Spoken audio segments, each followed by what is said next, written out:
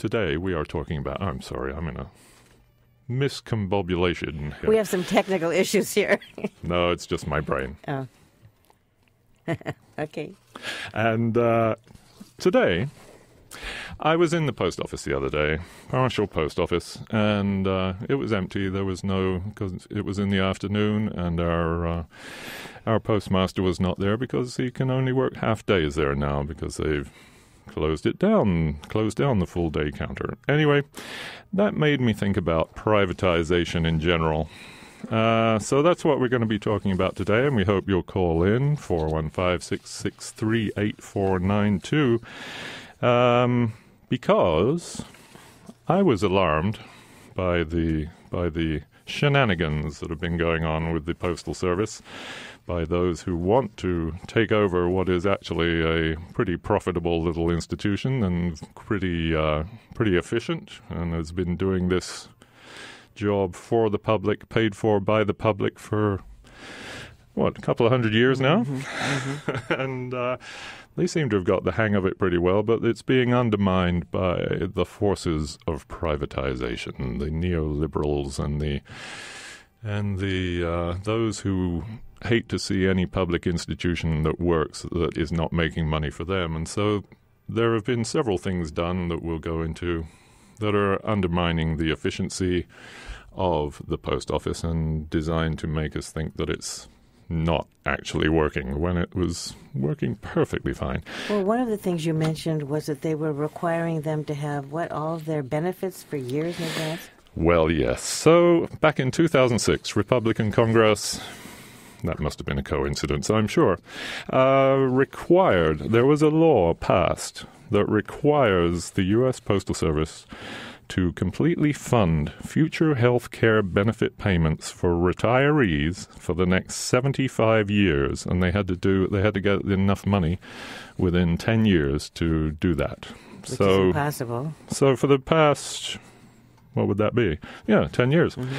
They've been putting money into this fund for employees that are not even employed yet because they were required by this Congress, by this bill, by this act of law that they had to fund health care benefits for 75 years into the future, which nobody has ever had to do. No government department has ever had to do that.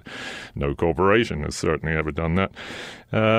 And as they say that in 2011, if the prepayments under this law were never enacted, the USPS would not have a net deficiency of nearly $20 billion, which was the big news. Oh, we're running out of money.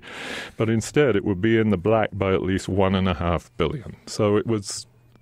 in 2011, even with all the rise of the internet and everyone doing email instead of mail and all that stuff, they were still making... They were money. still in the green. Still in the green. But because of this one law, which can be shown on the books, oh, look, they're hemorrhaging money. We have to do something about this. So workers have been laid off. Services have been cut. They're making it more inefficient. They're sending mail, for example, from Marshall. Mail used to go to Petaluma to be sorted and then on out, or maybe come back to West Marin from there. Now it goes all the way to Oakland. So, and it's a huge sorting office in Oakland. So they're building in inefficiencies, they being corporations and their little congressional puppets, are building in inefficiencies, undermining the service and hopefully paving the way for like FedEx and UPS and DHL and all those guys who are just slavering. And why would they be slavering over trying to take over this thing if it were really hemorrhaging money? Of course it isn't. Well, one of the things the privatization is very efficient at is prison labor. Yes. When I did some of the research for your show here today, Paul, it was like I knew it was bad. I had no idea. It was completely outrageous. It really is like American slavery once again because, just to give you some statistics here, with 5% of the world's population and 25% of the world's prison population, the United States has the largest incarcerated population in the world. Number one. No other society in history has imprisoned more of its own citizens. There are 500,000 more prisoners in the U.S. than in China, which has 5 times our population. Approximately 1 in 100 adults in America were incarcerated in 2014.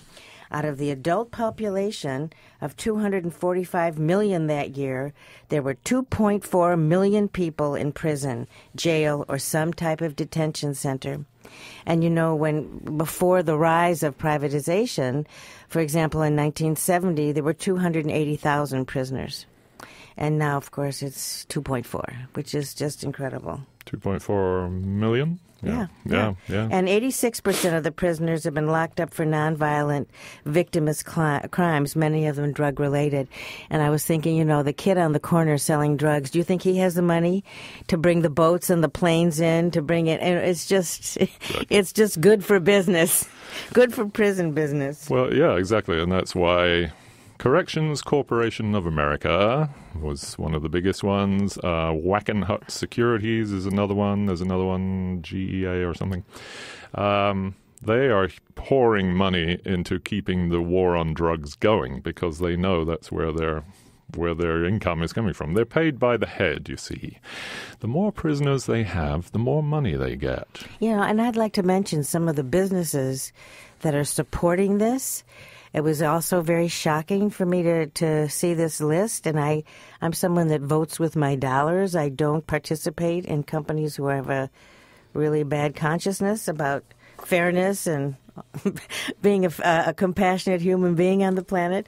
Whole Foods, if you ever wonder how Whole Foods can give you some of the products they give you, the corporation that's supposedly famous for its animal welfare rating system, it doesn't seem to be too concerned about the human animals.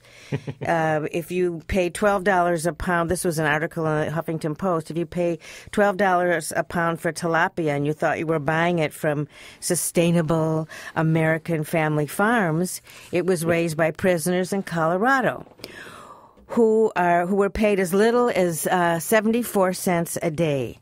That is truly cheap labor. How much? 74 cents a day. A day. McDonald's, the inmates who sew McDonald's uniforms make even less money than the people who wear them. Walmart clearly states that they purchase its produce from prison farms, where laborers are often subjected to long hours in the blazing heat without adequate food or water. And this was very interesting. Victoria's Secret, this very glamorous. Okay, listen to this. Oh, yes, Victoria's Secret. They're female inmates in South Carolina sew undergarments and casual wear for the pricey lingerie company. In the late 1990s, 2 prisoners were placed in solitary confinement for telling journalists that they were hired to replace Made in Honduras garment tags with Made in USA tags. So it's very cheap labor. You gotta love it, though, don't you? Really, that wonderful go-get-'em spirit of American capitalism is alive and well, and doing wonderful things for these inefficient companies. Slave labor was always a great idea, and of course, in general, let's just talk about privatization in general. I mean, we're talking about schools. We're talking about everything from education through water supply, through sewage supplies, through sewage systems, through police, the military, of course. Remember when they used to be called mercenaries? Now they're called contractors. It's every facet of society has been or can be privatized, and every facet except the Immigration Department, the Federal Immigration Department, and the actual courtroom are still public. The rest of the judicial system, the rest of the so-called justice system, is privatized in some way or another. And welcome Our third correspondent is here, and just in case, just for those of you who are always confused as to whether Charles Schultz and I are the same person, let's both talk at the same time. Hi, yes. Charles. Can you speak? Yes, hello, we're talking hello. at the same time. Yes, we're talking at the same time. I'm Clark Kent. He's Superman. That's indeed. Well, gracious. And actually, I'm Robin Carpenter. As you can tell, I've chosen my new look. I hope you'll support me in this time. I was. I should say, but privatization, not good.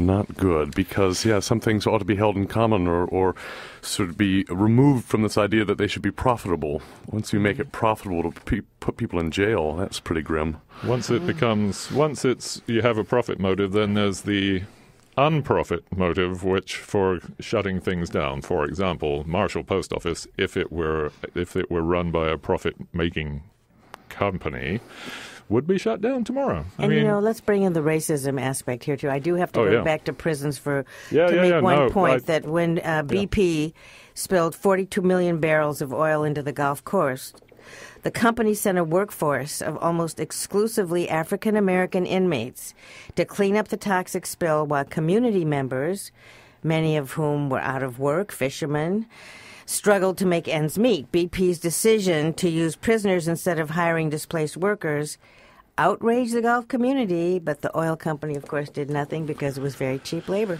The oil company famously, of course, privatized, which used to be British Petroleum used to be run by the government, and of course suffered from what happens with government bureaucracies, and which is the big push for that privatizers can always point to. Well, look how inefficient they are. Their priorities were to keep oil prices low and keep employment up, because that's what the politicians wanted them to do. When they privatized it, it all changed, and it became profitable, but then suddenly 15 years later, all these disasters start happening because they're not attending to the infrastructure, because that costs money. Yeah, it was nationalized originally by Winston Churchill, the great conservative hero, one would have thought, but he was the person that made British Petroleum a state-owned corporation, and was privatized later. But I think it's a real transition. I mean, at that time, those empires, like the British Empire and the American Empire, there is a huge amount of protectionism that goes on, and the state playing this big role in fostering the industries of one particular nation in competition with others. We've reached a completely different phase in which the state is now dismantling itself under these doctrines and ideologies, and privatizing more things. And once you privatize something, very difficult to claw that back into the public space again. Yeah. Okay, this is Let's Talk Radio with host Paul Raffel, Robin Carpenter, and Charles. I don't even know your last name. It's a secret. I would like to. You're reading an announcement. My last name is Schultz. Okay. There you go. I was going to say something. That's okay. Well, I'm just almost done here. Oh, okay. Please call us at 415-663-8492 and tell us your thoughts on privatization. You can also tweet us at Let's Talk on KWMR with your thoughts and opinions. Yeah, tell us what you think is a good candidate for privatization. Education, is it good? Private education, of course, is a wonderful thing. Milton Friedman, who lived in Carmot up on the Sonoma coast, that is what the Milton Friedman Foundation's primary activity is the privatization of education. These were, to them, the sort of last frontiers of things that needed to be drawn into the marketplace to be made more efficient, so that they would work better. And that's what they believe. It's the ideology of our age, that something that is public or not-for-profit, not being forced to submit to the discipline of a marketplace, is going to be inferior to something that does have that, quote, market discipline. It's terrifying. I would like to apologize, of course, to the staff of Hog Island for crashing your annual party last night, and for repeatedly introducing Terry Sawyer to people as Todd Friend and asking where Heidi was. I had no intention of going, actually. A private event. I made it public. They tried to have their Privatization of parties. It's got to stop. I was not going to go. I was kidnapped by a little willowy blonde thing called Katie, and I just want to say, Dylan, I'm sorry, but you shouldn't have gone to North Carolina. Not really my fault. Anyway, privatization of somebody else's girlfriend. Call 663-8492 to talk about privatization. I'm just trying to public apologies for Charles. We'll get later. I'll hang out here. Well, I just want to go back to the education thing a minute. I don't think most people are for that. What happened also, another factor in schools, is that very wealthy people started setting up very exclusive schools, and less was available to the public schools. Public schools used to be pretty damn good, and then they took away with inappropriate priorities. And so, the mindset of private schools are better was really a business decision by a very few, once again. And these are foundations primarily that support it. The Ford Foundation famously does this work, but also Rockefeller and all of your big foundations have been in this game for 100 years now of playing these sort of games with public institutions. And it's terrifying. Talked to Madeline Hodges today in Tamales. She's a teacher. She said when she was at Tamales High, they, in one class, read Sartre's No Exit and Dante's Inferno and had to, based on these two readings, come up with their own interpretation of hell. But now, can you imagine that in a school today? I think they're doing like one fish, two fish, red fish, blue fish over there these days. I mean, through 15, K through 12. Yeah, whatever. Yeah. It's. Yeah, well, it's easy to decry public institutions because now it's if it isn't making money, it is ergo bad. It is by definition bad and should be replaced with private schooling. Now, the charter school, not decrying private schools because, of course, a lot of West Marin's children go to private schools of one kind or another. Swine. But this charter school push that started under W. Bush, where they're taking public money away from schools in certain districts, taking millions of dollars out of the fund for public schooling and putting it into charter schools that have no oversight, no public oversight, and push this whole agenda of test. Teaching to the test, this teaching sort of to thing. the test, yeah. So reading and mathematics at the expense of everything else, right? Yeah, no music, which is so important, and home ec and shop and all the stuff that makes you a whole person. Well, this is about prisons too. I mean, this is a historical phenomenon. When America started to deindustrialize, when it started to shut down all those factories and move all that production to other parts of the world, it caused massive unemployment in the United States. Now, for the population hit first were African Americans, who were the last to be hired into these factories and the first to be fired from them. And what you had was a huge surplus population. There was nothing they were going to teach you in high school that was going to lead to any kind of decent job on the other side of it. And so beginning in the late 70s and in earnest in the early 80s, massive increase in incarceration, ultimately, because there's no work for these people to do. You have to keep them occupied somehow, and that for primarily African Americans, that was it. Build jails and put them in there. Yeah, and with being so economically strapped and so unemployed, that drove a lot of kids to sell drugs. It was the only thing that was open to them. But I was saying to Paul, you think it's the kid on the corner selling drugs that has the planes and the boats to bring in the drugs? I don't think so. So again, it's just another outpouring of really great injustice here. Well, and this is a society that hasn't grappled with this question of how do we want to live? How do we want to use the resources that we have? And how should that relate to how people are employed? E.F. Schumacher, a book that everyone has on their shelf in West Marin and almost no one has read, in his works like Small is Beautiful, suggested the, quote, intermediate technologies that would provide the maximum amount of employment for people, rather than what we did, which is gigantism. Right, it's mega technologies that and technologies that don't need people. This automation and robots and stuff like that.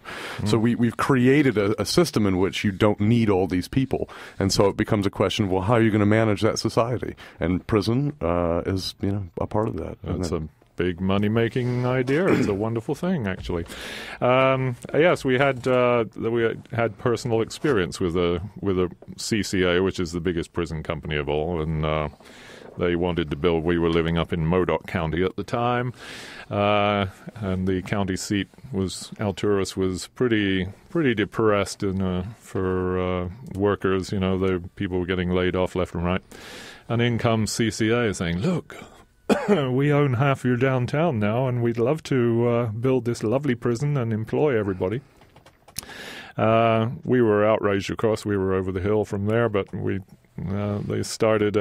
joined in with some people from Alturas to stop it and exposed the lies that they were telling. No, they rarely employ anybody locally. They bring in cheap labor from outside. They don't employ local contractors. They bring in cheap contractors from outside.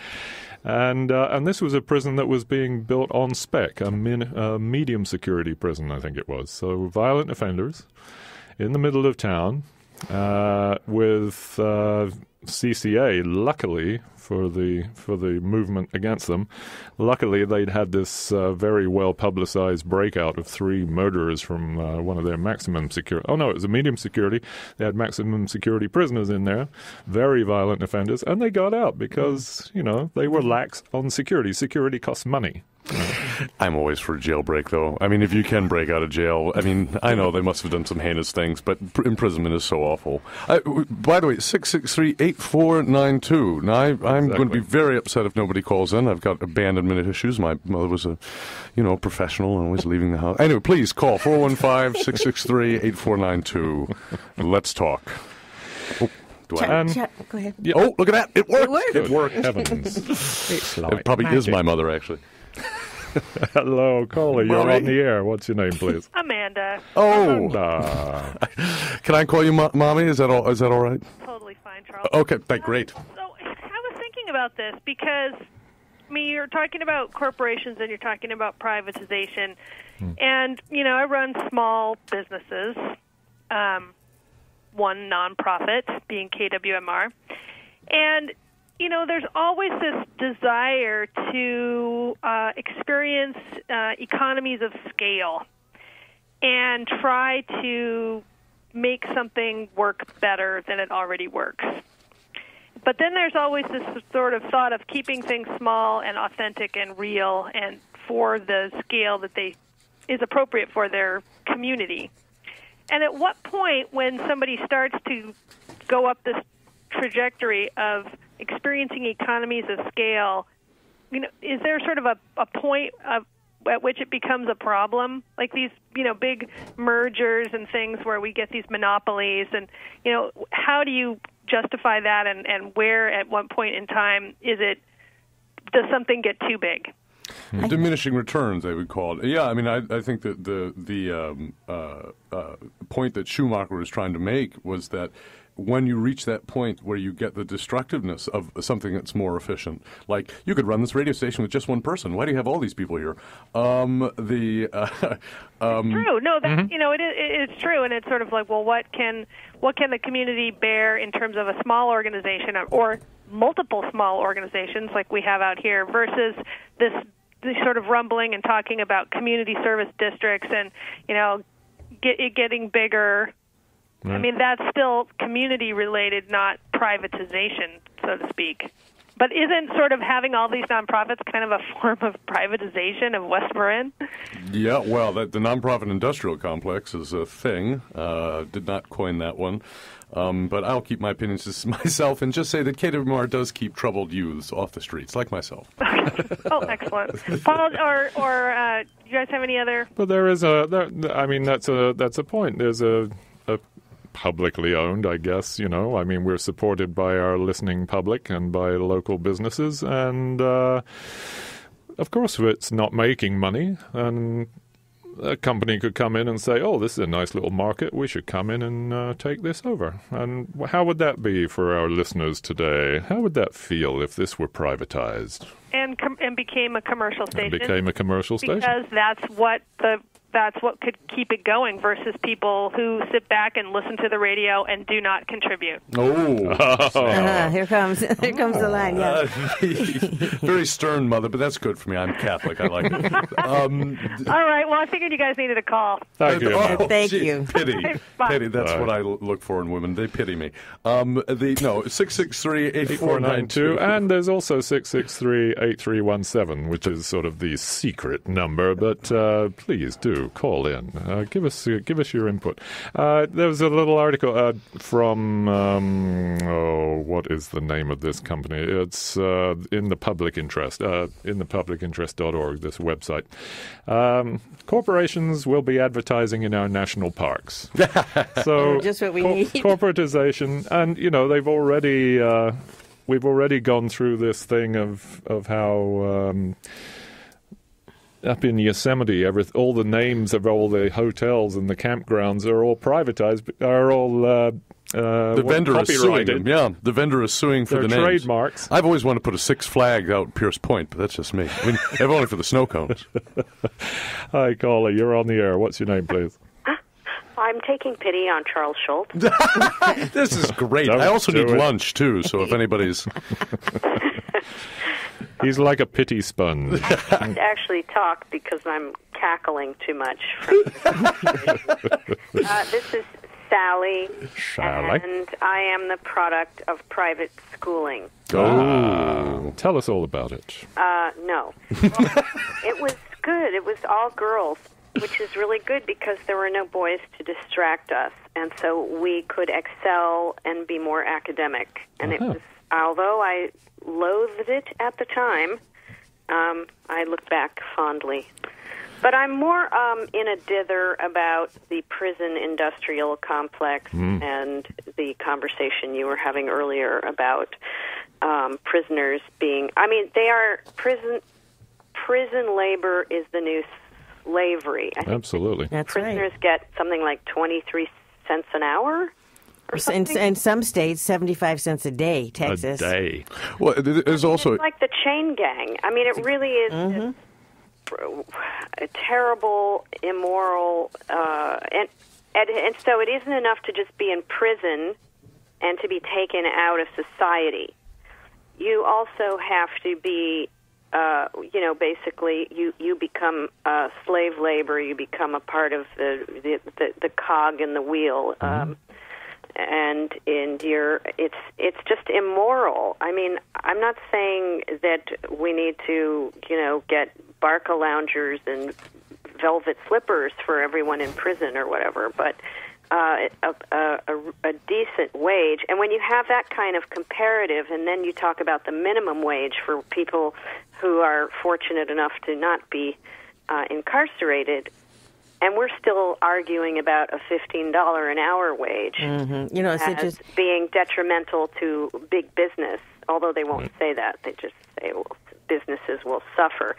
So with everything being so top-heavy, privatization, I don't think this may be too broad a brush, and I am not the brightest bulb when it comes to talking about economics, but it does seem to be sort of the anvil that just drives everything down.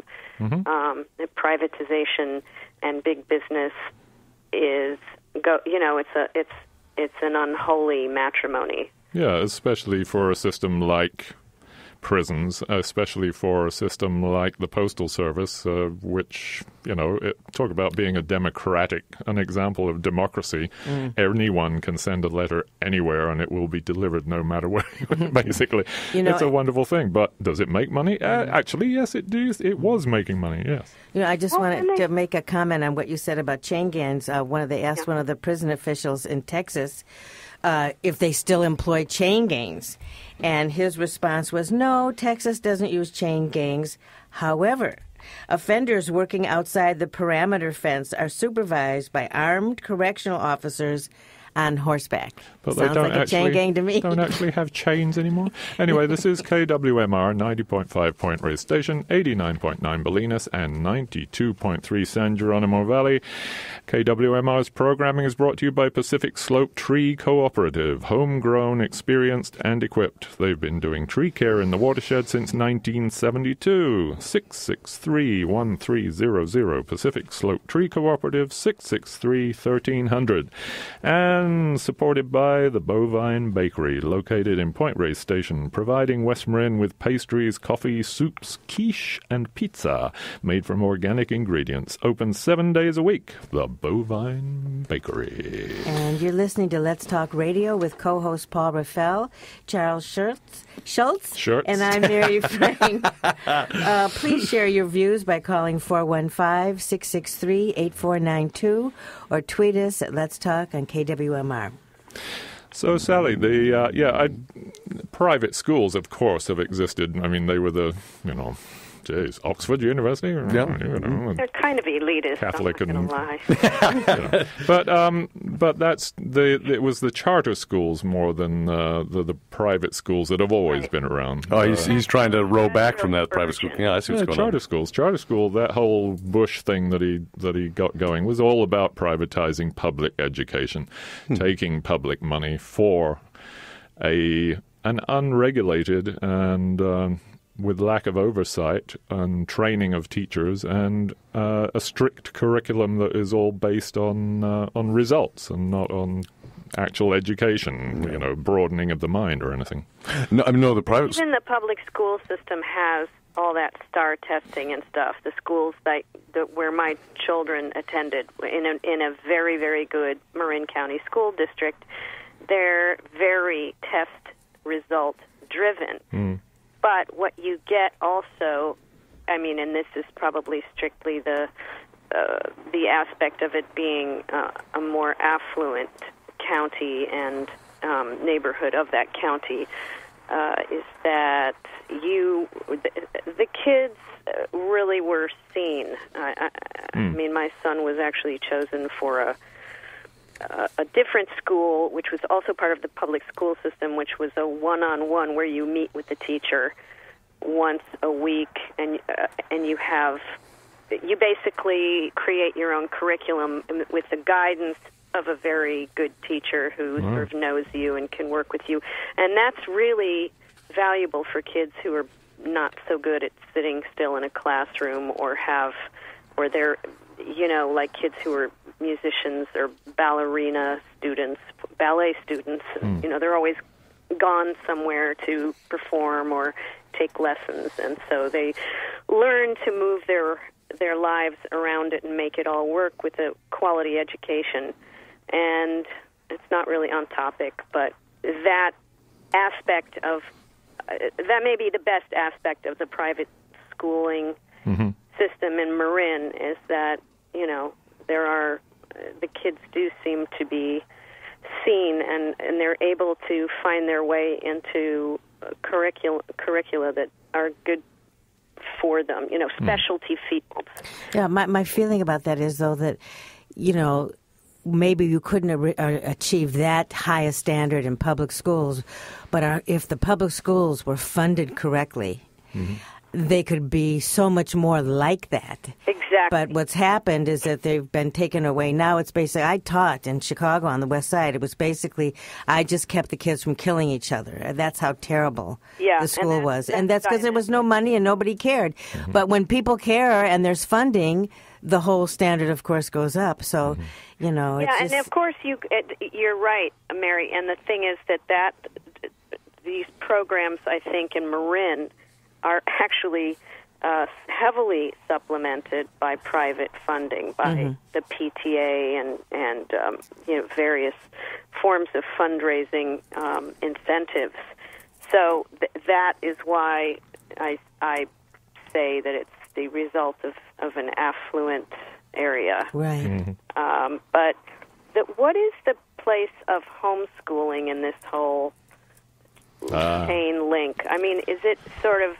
I don't understand about it, and is it too off topic to ask? Is it a result? Is it a Well, look, you're our only caller, so take it wherever you want, really. Is it a way of reacting against charter schools? That's what I'm kind of... Well, I think it's just and I don't know if it's against charter schools, but the women that I know who are homeschooling their kids did not have the opportunity to go to a charter school, and they just found that the regular public education schools were sucky, and they wanted their kids to have a better education. There was too much violence. There was too much... well, I guess that was the biggest issue. And the kids weren't learning. It was basically keeping everybody from hurting each other. And that's no way to educate your kids. So at least in my experience, the mothers that chose that was that they felt their kid would get a better education. They don't get the socialization skills, but... What is that? Socialization, that doesn't even exist. I mean, the problem, age-graded schooling is abominable. And when socializing, it means you learn from other people your age that don't know anything and are awful. So I'm against I dropped out of high school. I was a bad student, so I'm opposed. Sorry, Mary. That's okay. I totally That's wasn't why you're so weird. We understand. Yeah, exactly right. That's why I interrupted you. I'm so rude. Send your kids to school. That's the lesson here. Don't have them end up like Charles Schultz. Well, the schools are so archaic and have almost nothing to do with preparing kids for life, unless you're in a very creative school. And they exist unless you have an incredibly creative teacher. And they exist even in the inner city, but they are so the exception instead of the ones that are being promoted and supported. It's not that we don't have the resources. We do. We're just not applying them to the right place. What are the incentives out of kilter? Yeah, and what are the incentives for a good teacher? Because good teachers are good wherever they are, right? I mean, but if they're underfunded, what attracts them to a public school? Just the joy of being with kids every day and being a teacher? Yes, of course. But there's less priority given to education than. I think it's about power. I think the teachers need to actually control the schools, hire the administration, set their own curriculum. Because they don't have that power, they have no respect. So it really isn't a function of money. Teachers actually teachers make more money than I do. By the way, any teachers want to take me out to lunch? Everybody makes more money. That's a good point. Anybody can take me out to lunch now. Mary, I see you. But I mean, it isn't money. It is power. It is who's control. It's both. Oh, come on. Oh, moneybags, Mary. No, right. It is both. It is both because if you're, the teachers I know are buying their own school supplies for the kids because they don't have enough paper and pens and books. Mm-hmm. So I would say that is a money issue. But let's take a caller. We have a caller here. Yes, we have another call. Oh, already. You're heading out. I will thank you. I will thank you all for this fine show and bid you anon. Thank you, Sally. Thank you. Thank you so much. Thank you. Caller, you're on the air. What's your name, please? That's Amanda. I wanted Sally to stay on the air because it was interesting to hear her talk about her education. Sally, you should call back because she got a really great education in a private school, and I went to a public school, and I had a terrible high school education. It was really rotten. There's a whole bunch of stuff that I just did not learn. Academically. History, forget about it. I've been trying to help you, Amanda. And I did not drop out. I only missed one day. And but you know what I did learn? Oh. I learned how to get along and work with all of the different people that were at that school. I can see Mia through the window right now. She's rolling her eyes. We had a reverse bell curve at my high school. It was right next to a big military base and a small liberal arts university, and there were a lot of university kids and then a lot of military kids, a lot of kids coming and going. We had the regional ROTC program, and it was a place where you just had a lot of different kinds of people. I wouldn't say we had some racial diversity, not a ton, but we had a lot of socioeconomic diversity, and even though I didn't get a lot of facts and figures, I did learn how to get along with people in the world. So it would be great if there was a way to blend those two things, have some great academics, and also sort of this the private schools sometimes don't give folks as much of an opportunity to mingle with a lot of different folks. Yeah, of course. That's all I have to say, and I'm not taking you out to lunch, Charles. Oh, come on. I eat light. I was with Mary Fuller McChesney, the sculptor. She's 94 and swears of a blue streak. I wish I could play the recording or even quote her.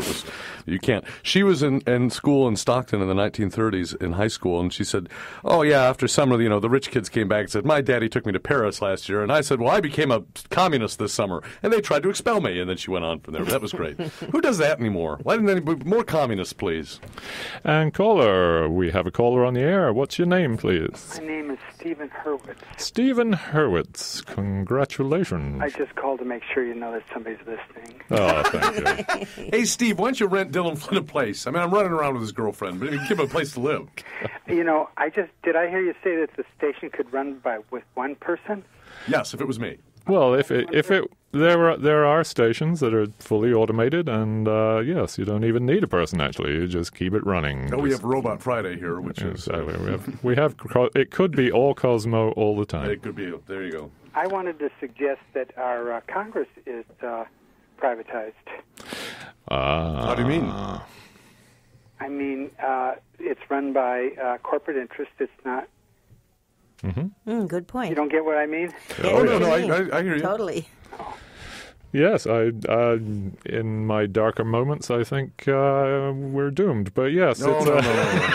but yes, there is a lot of money and Mary was getting a lot of monetary influence in our government. Look, you're not gonna silence me, and that's Mary. where this privatization push is coming from, especially for the U.S. Post Office and for prisons. I mean, the two most I think destructive. prisons are the most insidious, actually. It's a terrible thing. How immoral is that? You pay a company by the head. But, here's a good thing. I want to give a little bit of hope. Yes. The wonderful thing about all the horrible things that are going on right now is that it's all coming out. Yeah. And this is really unique because of the kind of access we have to information now that we couldn't get, in the 60s, for example. So, it's like you can't heal from lies. You can only heal from the truth, no matter how horrible. And that's why all these people are so screwed up. And no, but the thing is, it's all coming out, and that's the first step of healing. You have to have the raised consciousness of what's going on, and that is very cool. Well, I think this culture breeds a certain kind of incompetence. When I talk to young mothers who are thinking about, am I going to send my child to school and things like that, and that's lots of people, they don't think they can do it. But this culture, our culture, breeds a kind of incompetence. So I'd say, you were talking about scale, why we should be making decisions in our local communities about how resources are used, about how children are educated, about, all of these different questions. Those should be local questions.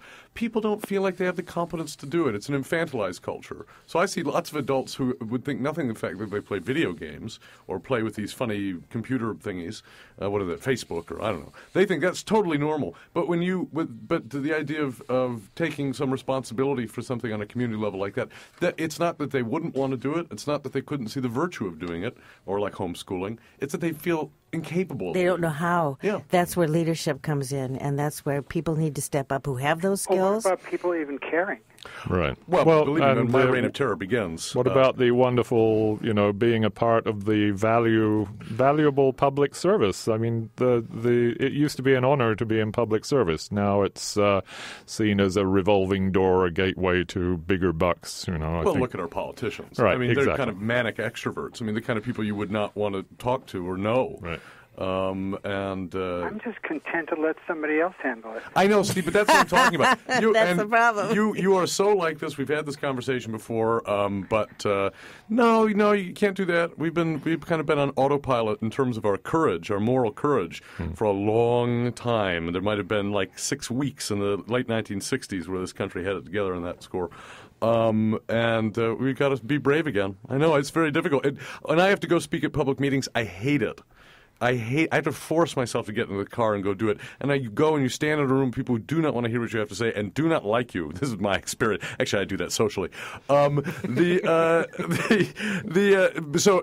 it takes that minimal level of courage to get out there and do things. And what you find is you develop the strength after you've put yourself in that position. People understand this. You guys understand this with your play dates and your adventure travel. And I jumped out of a plane onto a surfboard. You're morons. But, you understand physical courage. You need to understand moral courage. Right. Okay, this is KWMR's weekly Let's Talk call-in show. I'll talk to with you later. Take care. Oh, Steve, did you have something to say, Steve? Enjoying it. Oh, Thank you, Stephen. Okay, with co-host Paul Raffel, Charles Schultz, and I'm Mary Frank. To join our conversation, please call us at 415-663-8492. Or at Let's Talk on KWMR on the tweet box. And we have a tweet from Mia saying, yay, public school, and yay, socialization, and yes, pay teachers more. There you go. So the value of public service, which is, that's what privatization is, taking that value and monetizing it. They do this within public institutions as well. Important to understand, because this isn't just privatization, as I'm thinking about it. It doesn't just mean taking something public and selling it to a private owner. Within these institutions, like the post office, like certainly in the private or public health systems of Canada and the United Kingdom, we don't really have that here. They would want to bring in these market forces into the use of statistical metrics for everything, and into all of the way that these things operate, so that you could have a supposed mathematical basis for why you do something, rather than something done for what Adam Smith called moral sentiments. Right? Mm-hmm. Adam Smith in The Wealth of Nations said that education should not be privatized. Mm-hmm. That is something in this world of moral sentiment that should be held separate from the idea of markets. The neoliberal age, when we live in, hi Peter Barnes, is one in which there are no restraints of that kind. So there are people who want to sell the atmosphere. Mm-hmm. They want to extend property rights to the atmosphere,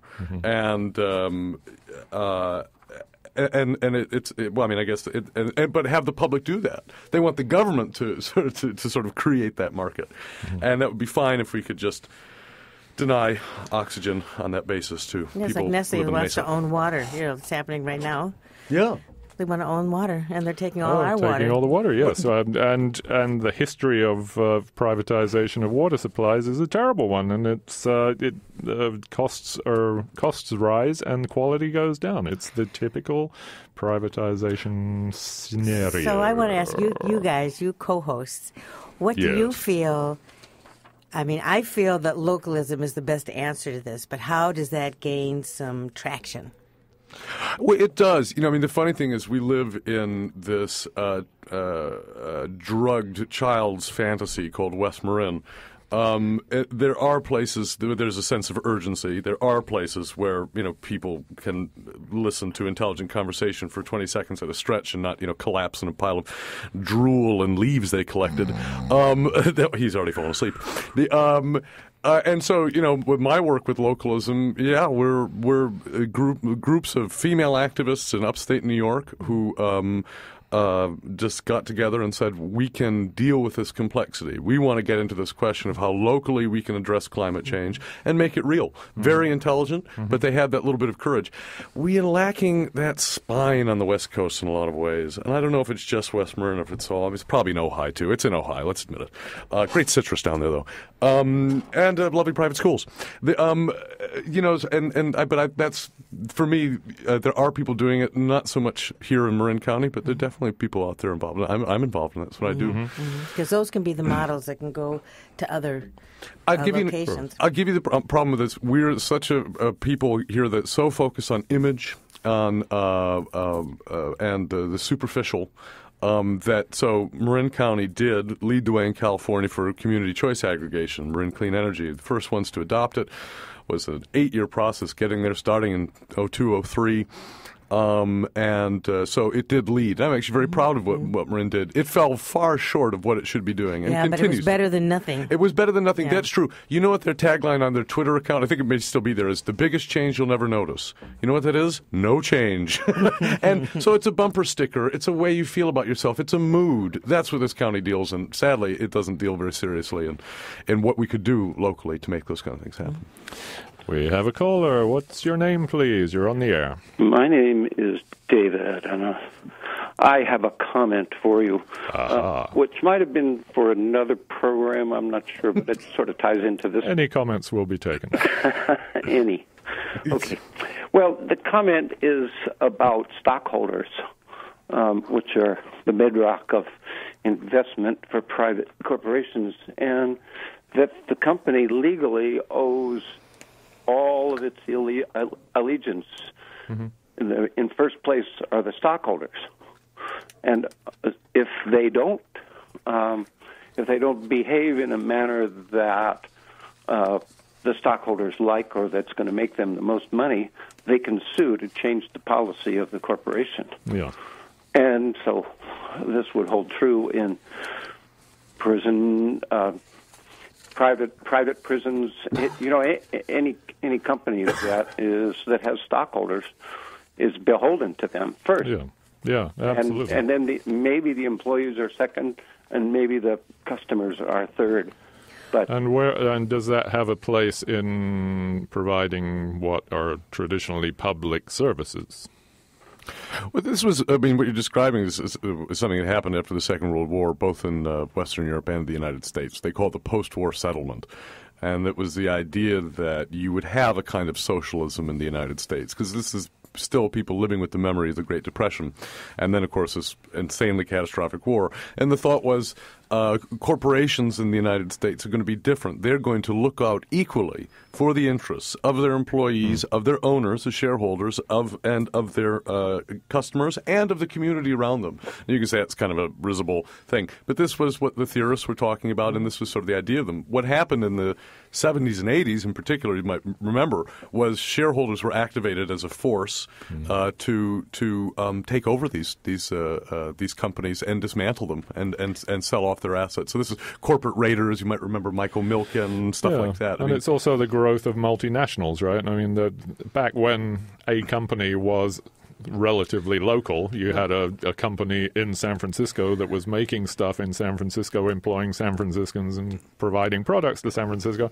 That's a different deal from some multinational that's only looking at the bottom line in this country as compared with India, or right. I mean, but there is some power that individuals have, and that is how vote with your dollars. If there are companies that are just horrendously unconscious to humanitarian values, don't buy their stuff.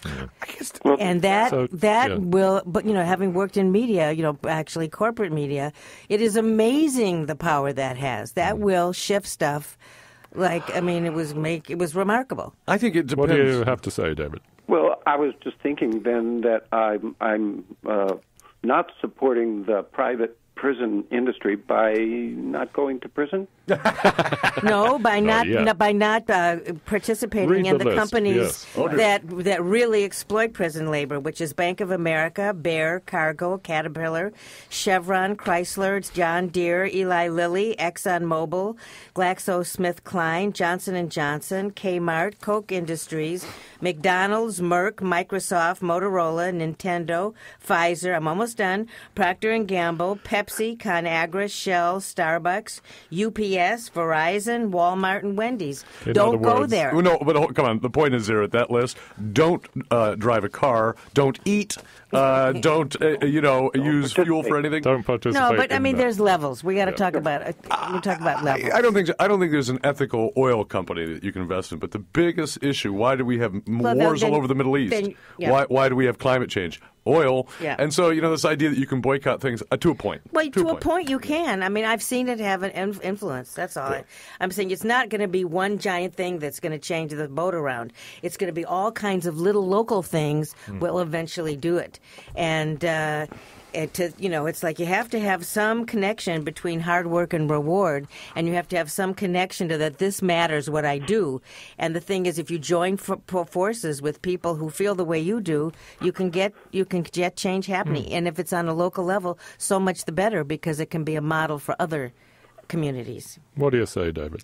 Well, I think that is right to a point, and that's been kind of the standard line for a long time. But the Koch you mentioned the Koch brothers, Mary. Mm-hmm. Well, the Koch brothers are not the Koch brothers. They're 51 different companies, and with 51 different arms coming at the same question on their side. They're coming from 51 different angles.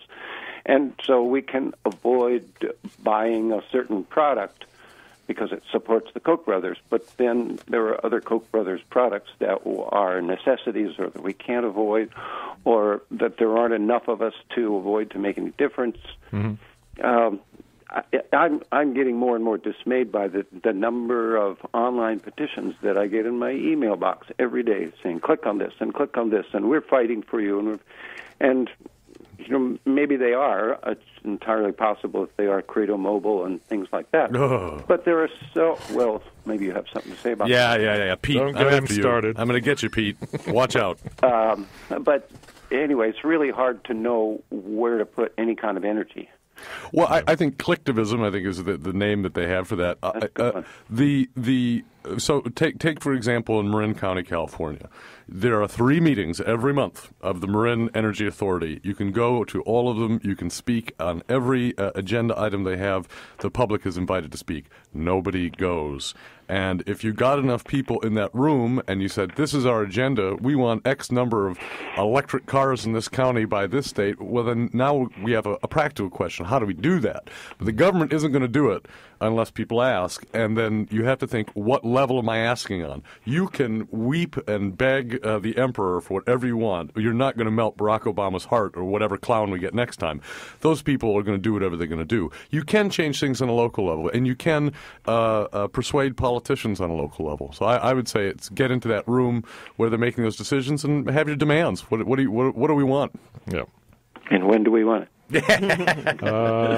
That's lunch. Later. Oh, my demand is lunch, and we're getting very close. Thank you, David. Thank you all. Well, do I read something now? Oh, I think I'll just say thank you to everyone who was listening, and thanks to all our callers and our repeat callers for your participation. Tune in every Thursday at 11, between 11 and noon, because your voice really does matter. Not as much as mine. Oh, sorry, go. KWMR does not take a stand on any of the issues discussed on Let's Talk. Opinions expressed on this program are those of the hosts and callers and don't necessarily reflect the views of KWMR, its board of directors, underwriters, or members. And next week we'll be discussing, and I was trying to decide between solo sex and Donald Trump. And it was like the good and then the bad and the ugly. And I just thought, I think we're going to go with Donald Trump, and I'll tell you why. Everybody's talking about him. Nobody wants to hear about it, but everybody does want to say something. And it's reached a point now where it seems that the tide is turning. I think it's important to take a look at how did this happen? How can we stop it? And what is the mindset that brought this forward? Because this is potentially extremely dangerous to all of us. I think many of us know that now.